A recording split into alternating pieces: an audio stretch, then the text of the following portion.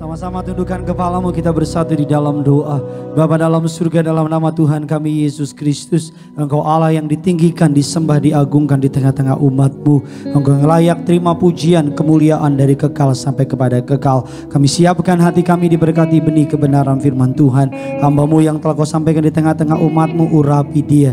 Setiap kata kalimat tanda kuasa mukjizat mengikuti. Kuasai lidah bibir perkataannya agar boleh menjadi berkat bagi umat-Mu di tempat ini. Segala yang jahat kami cabut, kami patahkan kuasanya di dalam nama Tuhan kami Yesus Kristus. Setiap kita yang siap diberkati kebenaran firman Tuhan, gereja Tuhan Tiberias di tempat ini, sama-sama kita katakan amin. Kita kasih tepuk tangan yang luar biasa bagi Tuhan kita. Silakan duduk kembali saudara. Haleluya, puji Tuhan atas anugerah dan kebaikan Tuhan Yesus. Saya berterima kasih Tuhan Yesus telah mempercayai saya akan pelayanan yang luar biasa. Terima kasih juga kepada gembala sidang yang saya hormati, Bapak Pendeta Dr. Yesaya Pariaji bersama dengan Ibu Pendeta Darniati Pariaji atas kepercayaannya melayani di gereja Tiberias, gereja pilihan Tuhan ini. Terima kasih untuk sidang jemaat Allah yang boleh memenuhi gereja Tiberias Gading Nias lantai 4, lantai 3 dan lantai 2. Terimalah salam dari mimbar ini. Shalom Tiberias.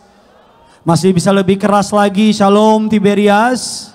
Apa kabar semuanya saudara? Tuhan Yesus itu baik, amin. Saya boleh melihat tangan-tangan yang diberkati Tuhan Yesus, bisa lambaikan tangan saudara. Kita kasih tepuk tangan yang luar biasa bagi Tuhan kita saudara. Sebelum kita masuk dalam kebenaran firman Tuhan, mari sama-sama kita mengangkat Alkitab kita tinggi-tinggi. Apapun Alkitab saudara, Alkitab elektronik, Alkitab tulis, mari angkat Alkitab saudara tinggi-tinggi di atas kepala saudara sebagai wujud pengakuan kita akan otoritas kebenaran firman Tuhan. Mari sama-sama angkat Alkitab saudara dengan imam percaya, sama-sama ikuti doa saya. Dalam nama Tuhan Yesus Kristus, aku percaya Alkitabku ini adalah firman Allah yang hidup. Aku adalah sama seperti yang difirmankannya. Aku adalah sama seperti yang dijanjikannya. Aku yang terima firman Tuhan, hidupku tidak akan sama lagi. Yang percaya kita katakan amin. Keluarkan pulpen saudara, keluarkan catatan saudara. Setelah bulan lalu kita belajar mengenai MA in the God's will, apakah saya berada di dalam kehendak Allah? Hari ini kita akan masuk dalam serial khotbah yang baru, menyambut Minggu Sengsara atau menyambut Minggu Suci, di mana kita mengalami yang namanya peristiwa Jumat Agung, Paskah dan sebagainya. Tema khotbah yang Tuhan taruh di hati saya bisa tolong ditampilkan. Temanya adalah The Cross is the Answer. The Cross is the Answer, atau salib adalah jawabannya. Apa tema khotbahnya saudara? Lebih keras lagi apa? Salib adalah, bilang kiri kanan saudara, katakan salib Kristus adalah jawabannya. Bilang sama yang baru ngomong, di dalam salib Kristus ada semua jawabannya. Amin saudara, the cross is the answer. Tahukah saudara bahwa salib menjadi sebuah game changer dalam pengejaran saudara sebagai manusia. Bahwa salib mengubah sebuah jalannya kehidupan. Bahkan salib mengubah ending dari peradaban manusia. Salib membuat saudara dan saya yang tadinya menjadi tawanan dosa, karena Yesus mati di kayu salib, salib membuat saudara dan saya menjadi tawanan dari anugerahnya. Salib membuat saudara dan saya dapat melihat keselamatan yang Yesus berikan di kayu salib. Kita buka dasar kebenaran firman Tuhan, 1 Petrus 2 ayatnya yang ke-21. 1 Petrus 2 ayatnya yang ke-21. Yang sudah di sana sama-sama dengan saya katakan, saya siap diberkati. Yuk sama-sama Gading Nias dan di rumah kita baca 3, 2, 1 ya.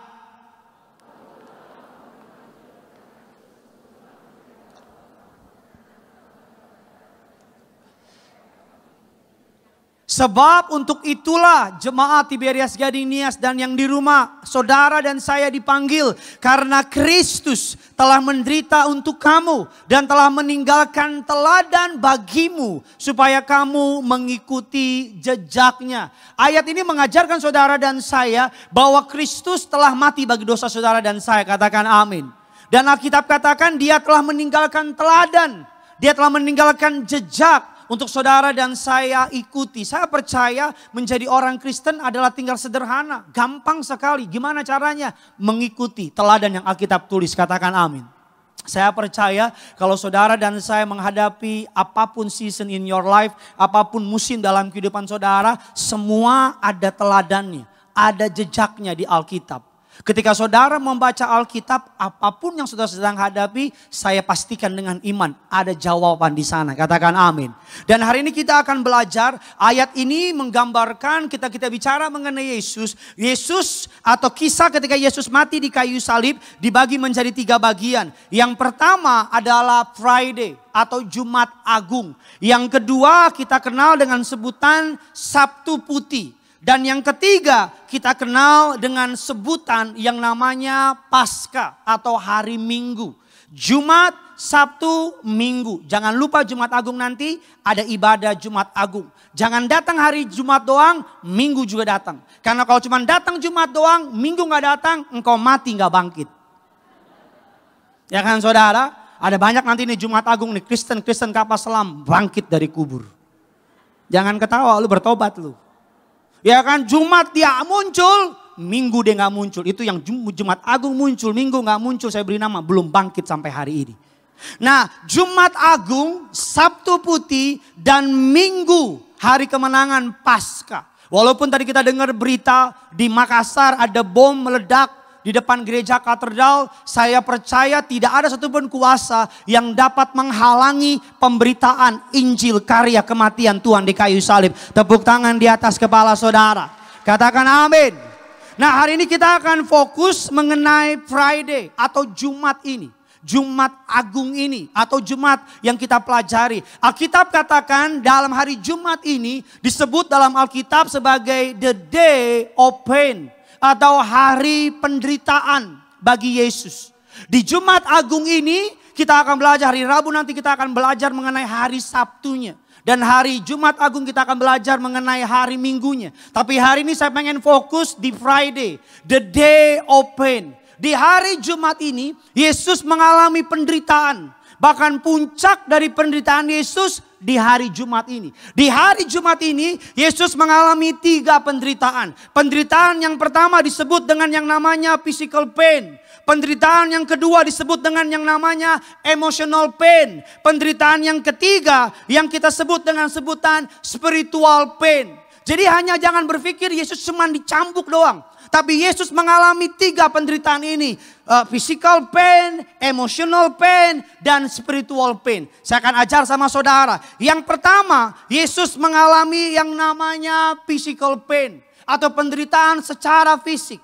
Saudara semua tahu, Yesus ditangkap pada tengah malam di Taman Getsemani. Alkitab katakan Yesus dipukuli. Bahkan Alkitab katakan Yesus rupanya tidak tampak seperti anak manusia. Film Passion of the Christ sekalipun menggambarkan dengan sangat baik, tapi masih sama seperti anak manusia. Pada faktanya, kebenarannya, cara mereka menyiksa Yesus sangat brutal.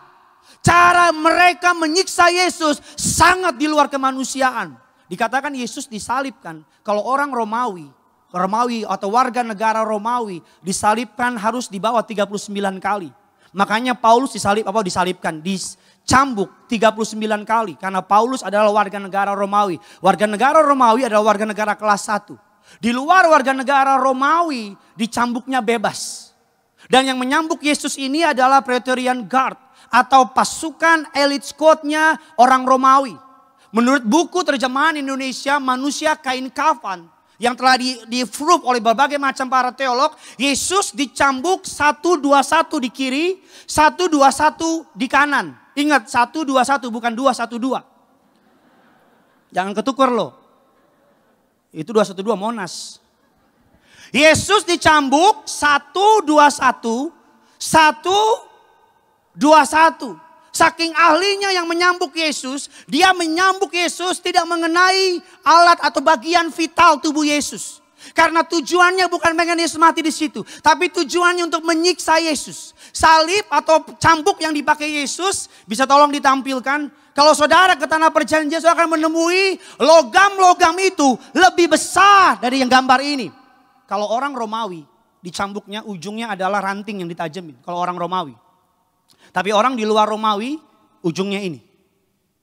Ujungnya ini. Saudara bisa pergi ke lembaga Alkitab di Salemba. Saudara akan lihat cambuk ini. Tujuan dari cambuk ini saudara, karena Yesus non Romawi. Tiap kali Yesus dicambuk 1, 2, 1 kiri, 1, 2, 1 kanan. Tiap kali dicambuk kena tubuh Yesus. Bukan hanya melukai. Tapi bola-bola itu masuk ke dalam tubuh Yesus. Dan ketika ditarik bolanya, dagingnya juga ikut. Dan yang kedua, ketika Yesus habis dicambukin, mahkota duri menembus ke dalam otaknya, ke dalam kepalanya, mahkota duri. Alkitab katakan setelah ia dicambuk dia harus memikul yang namanya kayu salib seberat 50 kg. Beberapa aparat teolog sepakat 70 sampai 80. Tapi kita ambil yang paling gampang 50 kg.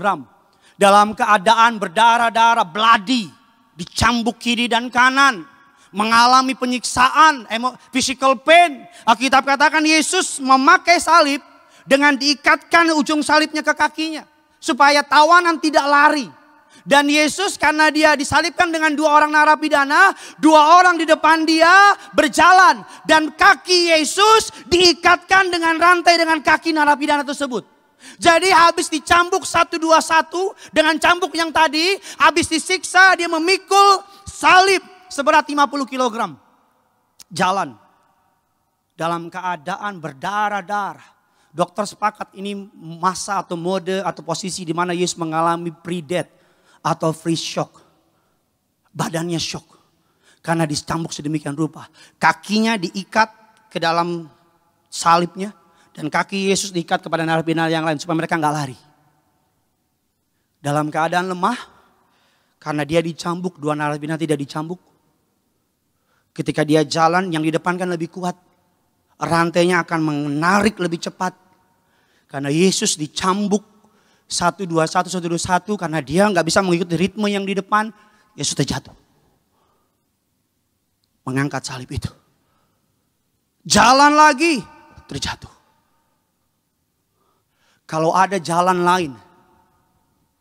Yang Bapa surga tahu. Untuk menyelamatkan umat manusia. Kalau ada cara lain. Untuk menebus dosa umat manusia. Saya pastikan Bapa di surga. Akan memilih cara lain. Tapi karena Bapa di surga tahu. Yang dapat menebus dosa umat manusia. Hanya darah anaknya yang tunggal. Agar hari ini saudara dapat berkata dengan bangga sama saudara dan saya. Karena dengan kejadian Yesus mati di kayu salib. Genaplah firman Tuhan. Di bawah kolong langit ini. Tidak ada yang namanya manusia bisa selamat. Kecuali nama di atas segala nama. Nama Yesus Kristus Tuhan. Di atas kepalamu. Sama-sama bilang sama saya. Nama Yesus yang berkuasa. Amin. Saudara, Yesus memilih cara yang paling brutal. Tadi saya mau naruh videonya. Tapi karena saya lihat banyak anak kecil.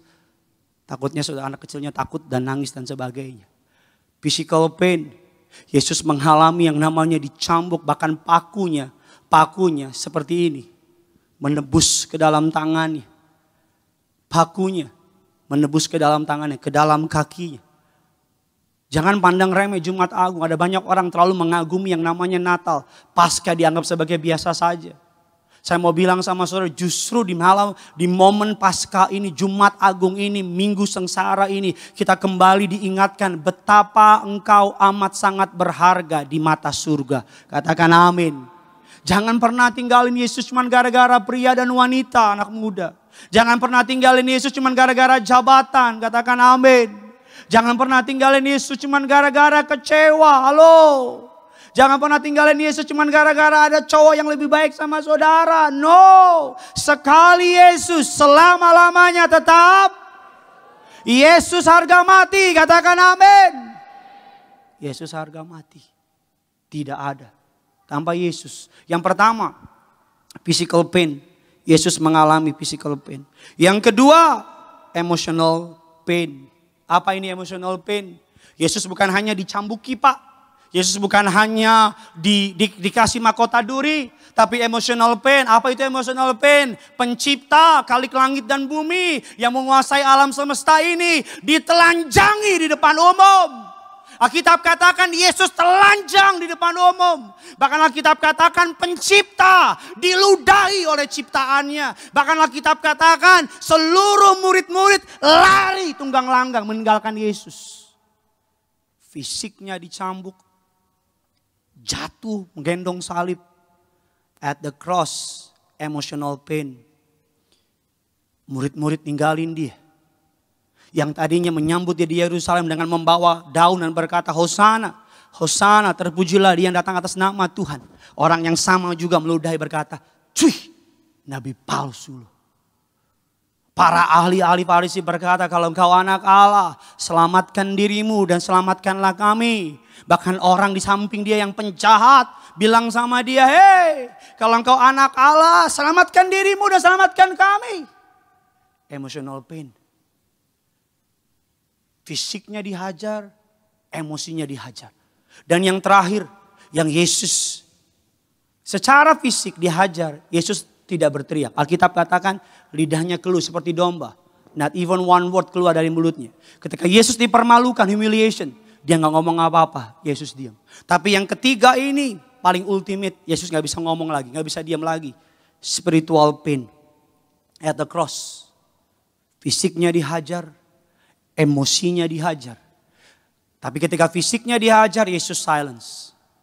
Ketika dia difitnah, ketika emosinya diserang, ditinggalkan, dimaki, direndahkan, Yesus diam. Tapi ketika spiritual pain yang paling ultimate, yaitu apa? Dia terpisah dari Bapanya di surga. Untuk pertama kalinya ketika dia mengalami keterpisahan dari Bapanya di surga, dia berteriak yang kita dengar, Eli, Eli, lama sabatani. My God, Allahku, Allahku, mengapa engkau, Bapanya di surga, memalingkan wajahnya dari Yesus? Karena seluruh dosamu, Tiberias Gading Nias, lantai 3, lantai 4, lantai 2. Kau yang nonton live streaming, dosaku, dosamu, ditanggung di dalam tubuh Yesus. Sehingga ia berkata, Allahku, Allahku, mengapa engkau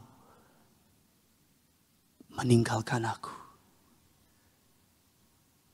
Mengapa saya menyampaikan bahan ini? Tuhan kasih impresi yang kuat di hati saya untuk terus menyampaikan ini. Selama sebulan ini Tuhan kasih bahan demi bahan. Agar hari ini engkau menyadari dia menebus engkau bukan dengan barang murahan. Dia membayar engkau dengan cara yang paling brutal yang pernah ada dalam sejarah orang menebus dosa manusia. Orang menebus manusia dengan cara yang paling amat sangat brutal. Lalu pertanyaannya Pak Pendeta, saya sudah dengar khotbah Pak Pendeta. Dia mengalami physical pain, emotional pain, mengalami spiritual pain. Lalu apa tujuan Allah? Apa tujuan Yesus melakukan ini? Kita buka dasar kebenaran firman Tuhan dalam Hebrew 4 verse 15. Terjemahan bahasa Inggrisnya mengatakan demikian. Terjemahan bahasa Inggrisnya dalam kurung Jesus understand our weaknesses. Dikatakan Jesus understand our weaknesses for he faced all the same trials and temptation we do yet he never sinned. Yesus mengerti. Yesus mengalami karena dia menghadapi cobaan yang saudara dan saya hadapi. Dia menghadapi tantangan yang saudara dan saya hadapi. Dalam Ibrani 2 ayat yang ke-18. Sama-sama kita baca. Ibrani 2 ayat yang ke-18. 3, 2, 1, ya.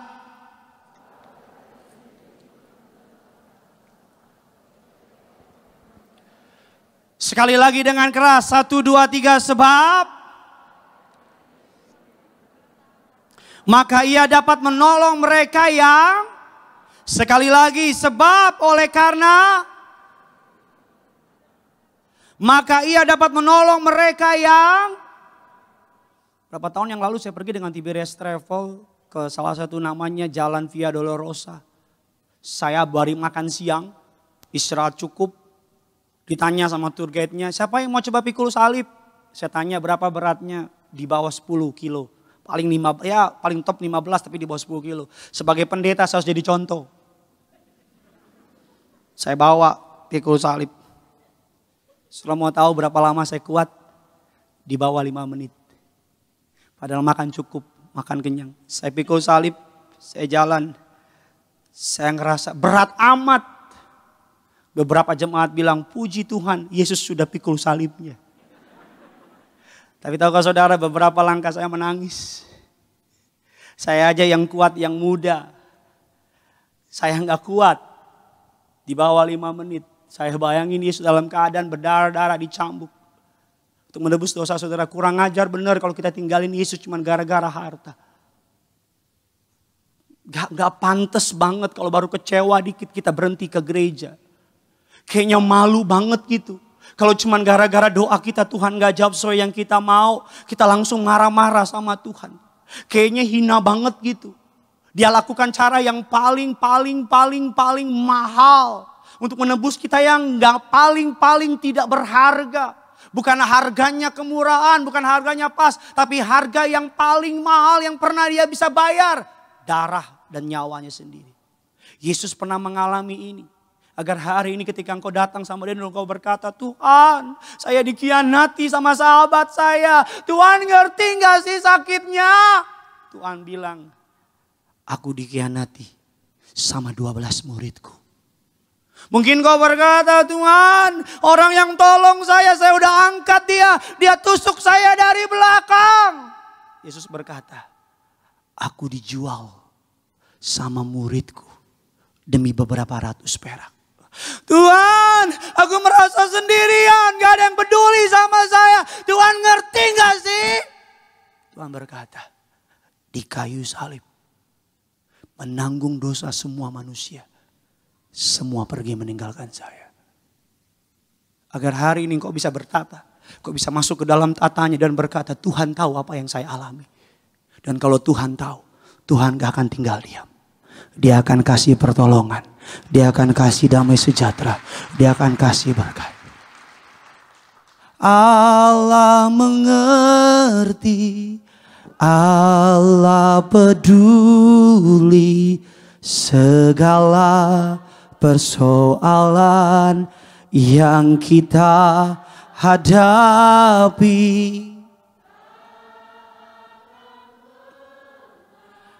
Dibiarkannya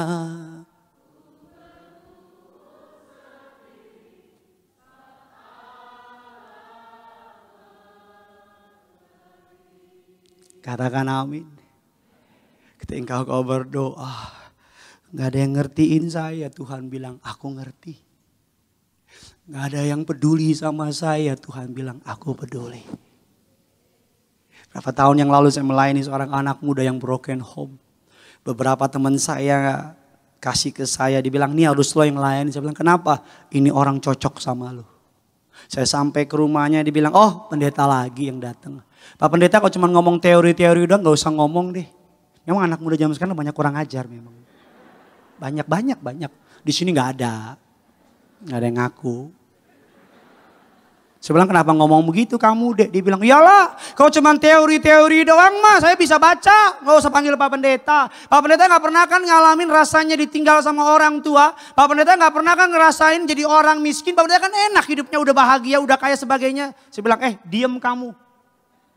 Ya dia emosi, gue juga emosi dong. Dia lo kok Pak Pendeta ngegas ya lu ngegas duluan. Nggak gini-gini orang bata ini. Lo jual gue beli. Ku makan kau. Dia bilang kok Pak Pendeta marah-marah. Saya bilang saya bukan marah. Kalau cuma ngomong di tengah orang tua umur 6 tahun. Saya ditinggal oleh ayah saya. Kalau cuma bicara soal miskin. Saya yang namanya kampung, yang namanya Mampang Perapatan, Buncit. Tuhan saksinya kalau saya dusta Tuhan hukum saya. Mampang Perapatan, Buncit itu keseharian kami. Jualan koran. Keseharian kami. Itu tiap kali kami jualan koran. Jualan es. Saya kuliah 7 tahun S1 bukan karena bodoh. Awas bilang bodoh. Cuti. Dang hadong hepeng. Saya jadi SPB, Sales Promotion Boy. Yang di mall-mall tuh. Semua udah saya pernah jualin. Makanan, produk perbankan, produk elektronik. Masa lalu juga bisa saya jual sini kalau mau. Eskalator naik. Saya bagi-bagiin. Boleh kak? Boleh bu? Boleh om? Kadang-kadang kalau lihat keluarga yang utuh, suami istri sama anak makan gendong, masuk ke restoran yang mahal, saya nangis. Saya kan anak Tuhan. Kau kan Tuhan, kok saya susah sih? Kok saya miskin sih? Kok hidup saya berantakan sih? Kok saya ditinggalin sih? Bahkan dalam kehidupan kami sering makan nasi, air hangat kasih garam. Dulu enak banget, berapa waktu saya coba, gak enak. Kan udah orang kaya.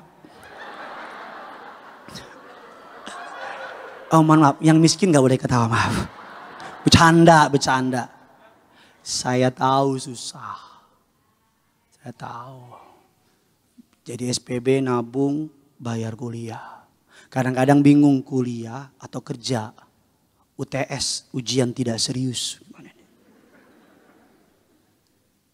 Saya ngalamin masa lalu saya Tuhan pakai untuk jadi berkat. Hari ini kau punya Allah yang tahu rasa sakit itu. Hari ini kau punya Tuhan yang mengerti apa yang kau alami. Hari ini apapun yang kau hadapi, datang sama Tuhan. Dia mengerti, Dia mengerti, Dia peduli persoalan yang sedang terjadi. Dia mengerti, peduli persoalan yang kita hadapi. Gading nias sama-sama. Namun satu yang Dia pinta,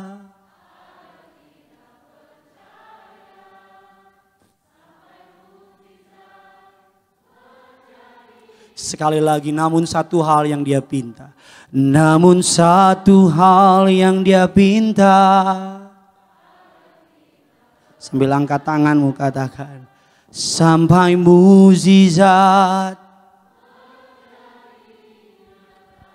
Jadilah sesuai dengan iman saudara. Mukjizat terjadi dalam kehidupan saudara. Katakan yes. Katakan amin. Lalu pertanyaannya, Yesus emotional pain, physical pain, spiritual pain. Apa tujuannya supaya saudara dan saya dapat cerita sama Dia apa saja. Lalu pertanyaannya di hari Jumat ini. Hari Rabu kita akan membahas mengenai hari Sabtu. Dan hari Jumat kita akan membahas mengenai hari Minggu. Lalu pertanyaannya di Friday, di hari Jumat, the day of pain. Di hari penderitaan, what should I do? Apa yang harus saya lakukan Tuhan? Apa yang harus saya perbuat ketika saya ada dalam lembah kekelaman? What do I do in the days of pain? Apa yang harus saya lakukan ketika saya sedang berada di dalam masa proses? Apa yang harus saya lakukan ketika saya sedang berada di dalam masa lembah kekelaman di hari Jumat? Karena setiap kita hari Jumat, hari Sabtu, hari Minggu itu adalah representatif dari kehidupan kita ikut Tuhan. Tidak semua hari itu hari Minggu, betul apa tidak?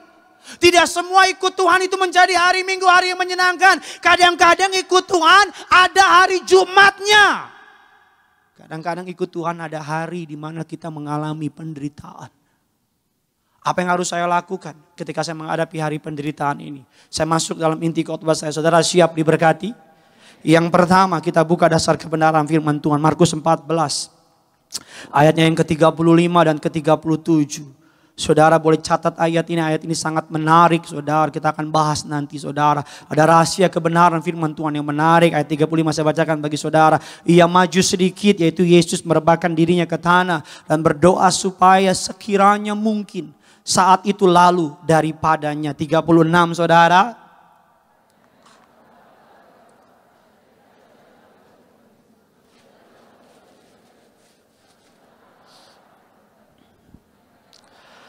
Setelah itu ia datang kembali dan mendapati ketiganya sedang tidur. Dan ia berkata kepada Petrus, Simon, sedang tidurkah engkau? Tidakkah engkau sanggup berjaga-jaga 1 jam saja? Alkitab katakan apa yang harus saudara dan saya lakukan ketika kita berada di hari Jumat. Hari penderitaan. Apa yang harus kita lakukan? Di ayat yang ke-35 saya suka sekali ada kebenaran firman Tuhan. Ia maju sedikit, yaitu Yesus, merebahkan dirinya ke tanah dan sama-sama bilang sama saya, merebahkan dirinya. Sama-sama bilang sama saya, berdoa. Yang pertama, apa yang harus saya lakukan ketika saya sedang berada di hari Jumat? Ketika sedang berada di hari penderitaan. Ketika keadaan kelihatan tidak masuk akal. Apa yang harus saya lakukan? Nah, kita katakan yang pertama, reach out to God. Datang sama Tuhan. Mendekat sama Tuhan. Ada begitu banyak orang ketika menghadapi masalah. Bukan datang kepada Tuhan tapi malah lari dari Tuhan. Ada begitu banyak orang ketika menghadapi masalah. Bukannya mendekat kepada Tuhan tapi malah menjauh dari Tuhan. Bahkan ada begitu banyak orang karena kecewa sama manusia. Malah salahkan Tuhan. Ada begitu banyak orang salah kecewa sama pendeta. Berhenti ke gereja. Ada begitu banyak orang kecewa sama anak Tuhan. Berhenti nyembah Tuhan. Ada begitu banyak orang karena doanya gak dijawab. Tapi gak mau lagi nyembah Tuhan. Mungkin Tuhan berkata dalam surga. Tuhan berkata, kan yang salah dia bukan aku. Mengapa kamu benci sama aku, kata Tuhan. Mungkin Tuhan berkata dalam surga, dia berkata begini, loh kan yang nyakitin kamu kan pemain musik itu. Kan bukan saya. Kenapa kamu malah tinggalin saya? Atau bahkan mungkin Tuhan berkata, kan yang nyakitin kamu orang itu. Mengapa kamu menjauh dari aku? Hei, ada begitu banyak anak Tuhan. Ketika masuk dalam hari Jumat, day of pain, hari penderitaan, dia lari dari Tuhan. Dia lari dari Tuhan. Karena ketika engkau lari dari Tuhan, engkau sasaran empuk dari iblis. Kau lari dari Tuhan, iblis akan dengan mudah makan saudara. Yang menarik dalam ayat ini, 3 verse ini, ada suatu kebenaran yang menarik. Yaitu dikatakan dia Aba, ayat 36. Ya Aba, ya Bapa. Ini adalah panggilan di Middle East, di Timur Tengah. Panggilan yang paling intim. Orang baru, ketika anak baru besar, baru bisa ngomong, dia pasti ngomong Aba, Papa. Gak pernah udah besar langsung ngomong Pendeta Gideon, gak pernah. Itu anak alien. Ketika engkau datang sama Tuhanmu, ingat dia Bapa, engkau anak. Kalau anak datang sama papa, gak pernah ngomongnya serius. Misal anak saya datang sama saya, oh papaku, Pendeta Gideon Simanjuntak, asisten gembala gereja Tiberias. Izinkan Ananda bertanya kepada ayahanda, apakah boleh? Saya akan langsung ambil minyak urapan. Udah gila ini anaknya. Gila kau ya, Bambang kau gila ya. Anak saya kalau lagi takut, dia gak pernah teriak, oh papaku Pendeta Gideon Simanjuntak SMT. Gak pernah. Dia cuma teriak, Papa. Kalau dia bangun pagi, mamanya gak ada, papanya gak ada. Pasti yang pertama kali dia panggil siapa? Ya mamanya lah. Papanya cuma dipanggil kalau susunya habis.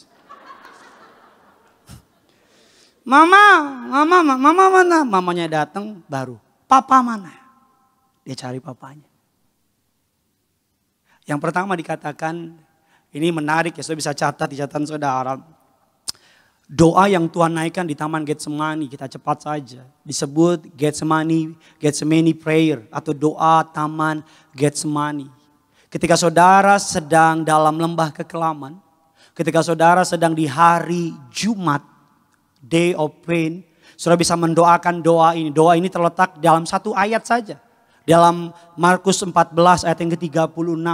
Yang pertama di dalam doa Getsemani prayer ini, yang pertama di ayat yang ke-36 katanya, ya Aba, ya Bapa, tidak ada yang mustahil bagimu. Jadi Yesus menaikkan doa di Taman Getsemani, disebut dengan doa Taman Getsemani. Dia berkata Getsemani prayer, yang pertama Yesus mengakui otoritas Bapanya. Dia berkata God's power, dikatakan I know you can do anything. Yesus berkata kepada Bapa di surga, aku tahu tidak ada yang mustahil bagimu. Setelah itu Yesus masuk ke dalam bagian yang kedua, express your desire. Yesus berkata demikian, tidak ada yang mustahil bagimu, ambillah cawan ini dari padaku. Jadi doa itu bisa ngomong apa aja. Saudara bisa ngomong whatever you feel. Apapun yang saudara rasain, boleh enggak? Doa sama Tuhan ngomong begini, Tuhan saya udah gak kuat lagi. Saya udah gak sanggup lagi Tuhan. Boleh enggak? Boleh enggak doa sama Tuhan ngomong begini, Tuhan suruh ngampunin sih. Tapi udah terlalu sakit hati saya dia buat. Saya gak bisa ngampunin Tuhan. Tolong saya Tuhan. Boleh gak? Boleh, kalau gak boleh lu aja yang gak boleh situ. Emang lu Tuhan? Boleh gak ngomong sama Bapak di surga ngomong begini? Belum.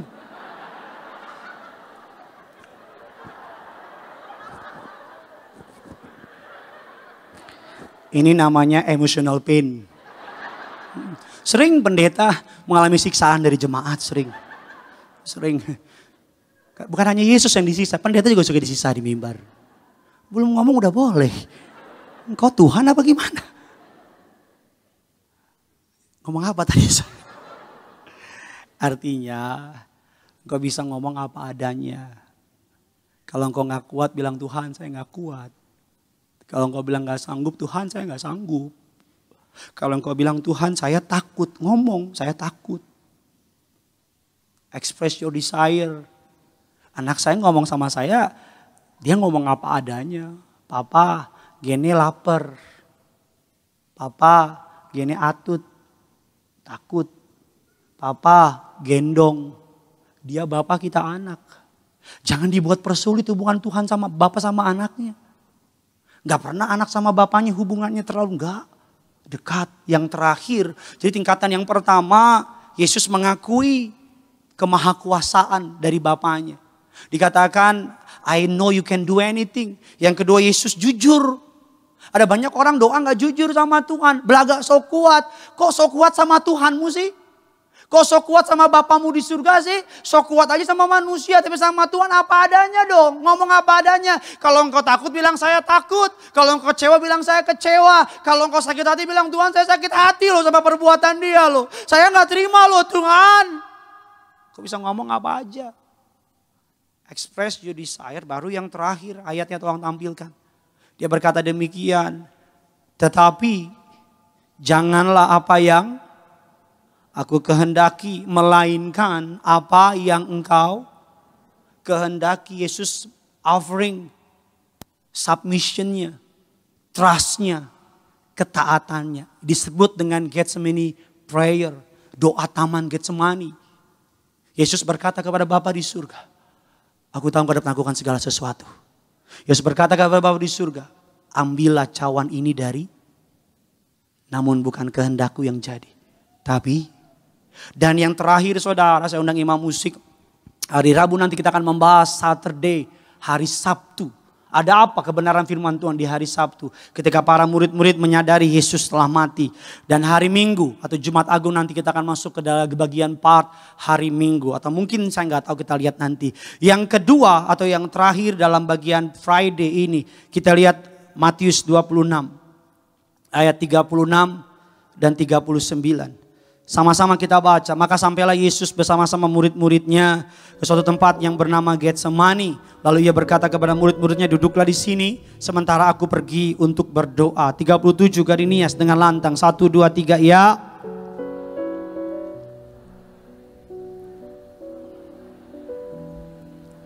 Ayat 38 sama-sama kita baca. Lalu katanya,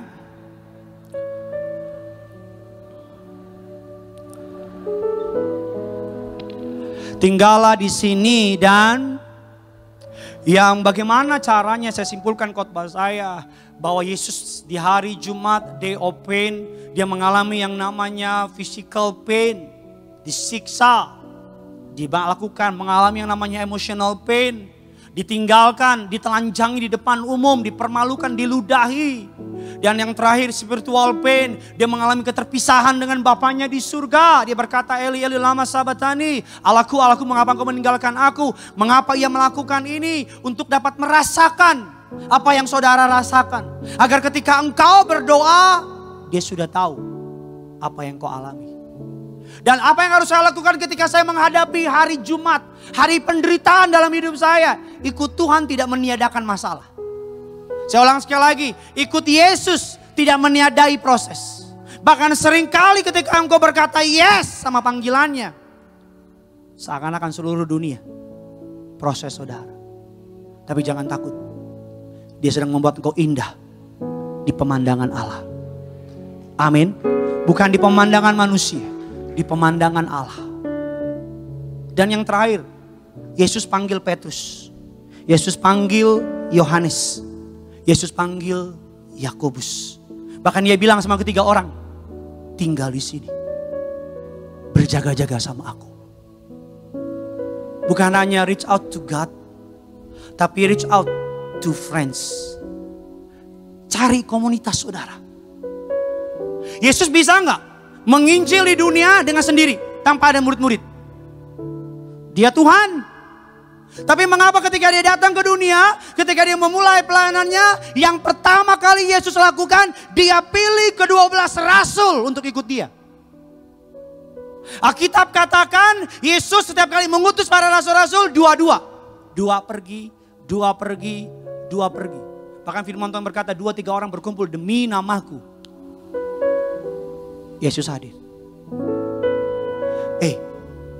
Ada banyak orang ketika punya masalah, dia mengisolasi dirinya. Dia mengisolasi dirinya dari dunia luar. Dia masuk kamar, dia kunci kamarnya. Dan berharap pertolongan dari dirinya sendiri.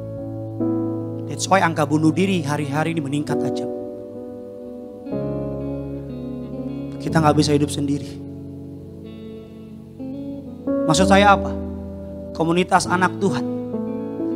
Kalau engkau udah ada masalah, berdoa. Tuhan ngomong, Tuhan akan pakai anak-anak Tuhan di sekitar saudara. Anak Tuhan ya, jangan anak setan. Anak Tuhan. Satu ayat terakhir, Galatia ayatnya yang ke-6, 2. Galatia 6:2.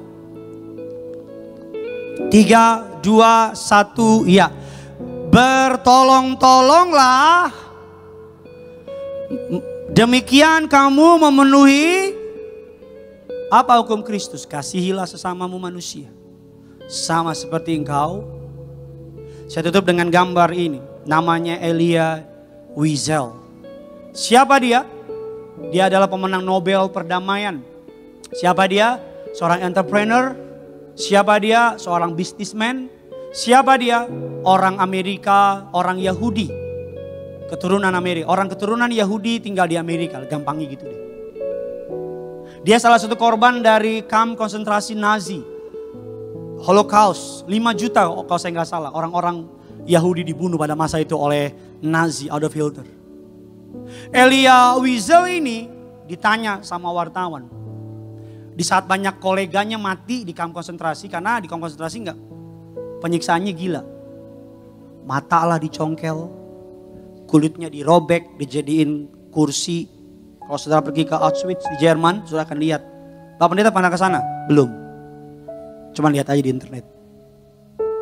Lukanya ditetesin sama yang namanya lilin. Yang ada tetesan itu yang udah banyak. Udahlah, jangan pura-pura gak pernah mati lampu. Tetesin. Pilihannya cuma 2. Mati, dibunuh oleh Nazi, atau bunuh diri. Banyak yang bunuh diri. Karena pada masa itu Nazi terlalu kuat. Gambar terakhir. Ketika ditanya kenapa dia kuat ngelewat ini semua, tolong gambar terakhir. Gak bisa keluar. Tuhan Yesus.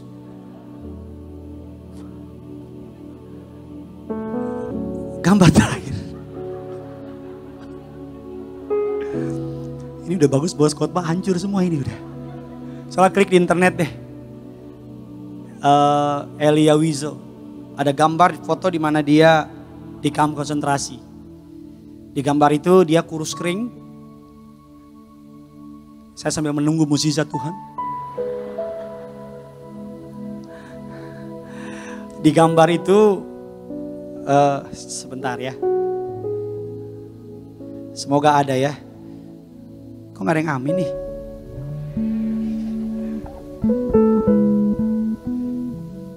Iya. Ah, bisa tolong di zoom?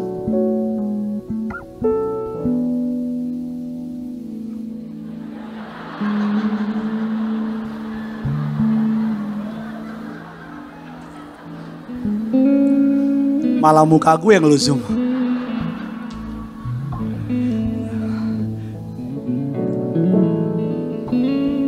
Nah ini coba nih.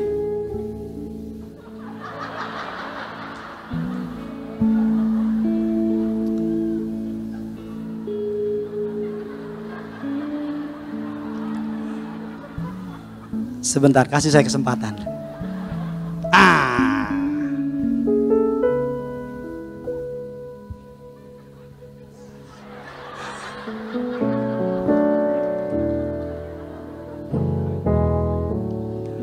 Itu di media layak disalibkan itu. Ya ampun, ngeheng lagi. Ya pokoknya itulah. Setelah klik di internet, nanti akan ketemu gambar Yesus deh. Gambar Elia Wiesel lagi mengalami, bisa kelihatan?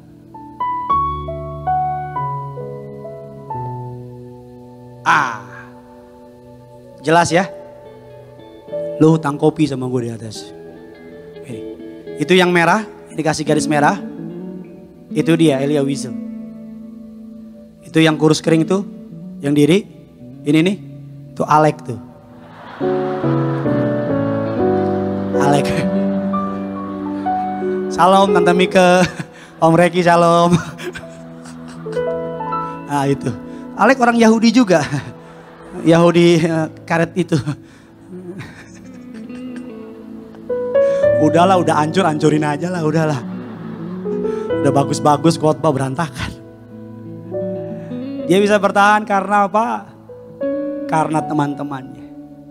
Saya punya inner circle, saya punya komunitas. Teman-teman pendeta. Kalau udah mentok gak bisa tolong, saya lari. Tuhan pasti. Tapi sebelum lari ke Tuhan, udah lari ke Tuhan, lari kemana lagi? Saya lari datang sama gembala saya. Cerita sama Bapak Ibu Gembala. Pak, Bu, saya begini. Dan mereka akan kasih jalan keluar. Sampai jumpa di hari Rabu nanti dalam serial khotbah The Cross is the Answer. Selamat hari Minggu. Tuhan Yesus memberkati. Sama-sama kita bangkit berdiri, kita datang sama Tuhan.